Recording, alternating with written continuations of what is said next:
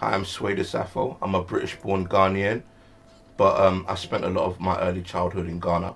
When I did come back to the UK, I found it really difficult to get involved in the English language, which made me actually a lot more fond of the English language. Hence why I became a writer. I really got into English literature. I was really ahead of the curve, and that's because I never had the head start that the other kids have. So I really have my grandma speaking tree to me as a youngster to thank for my ability to write the way I write today.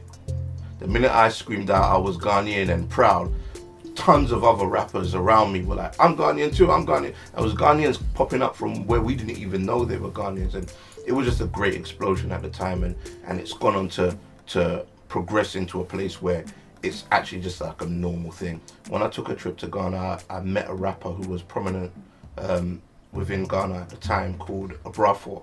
Now he's probably one of the most iconic rappers that exists today from Ghana, and it just so coincidentally happened to live around the corner from the house we were renting while we were building our house.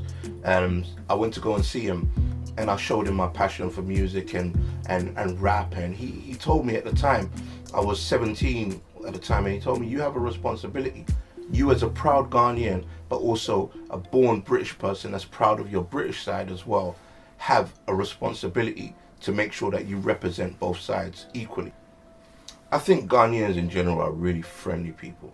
You know, it's within our nature to be kind, warm-hearted, loving, and every single time you meet somebody all around the world and you say you're a Ghanaian, they're like, oh man, my mate's a Ghanaian and he's such a great person, or she's such a great person. We have an amazing reputation, and I think that reputation enables us to keep it up because you don't want to let the side down. So for example, when you're out there and you're representing yourself as a Ghanaian person, you want to keep up that standard, you know. So big up to all Ghanaians for having such a great reputation.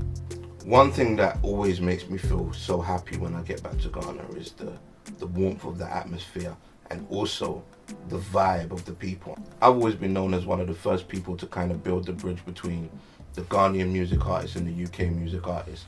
And one thing I've really realized is that talent doesn't have a location, you know, and so the value of talent should be reflected in the same way all around the world.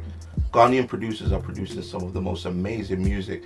One of my responsibility, what I feel as though is my responsibility, is to make sure that I go back to Ghana, and not just go back to Ghana and take the music and exploit it around the world, but actually empower the producers to be on the same level as producers all around the world. And so through my production company, I've signed 2 new Ghanaian producers, and I think they're going to do amazing things. I think they're going to be massive worldwide.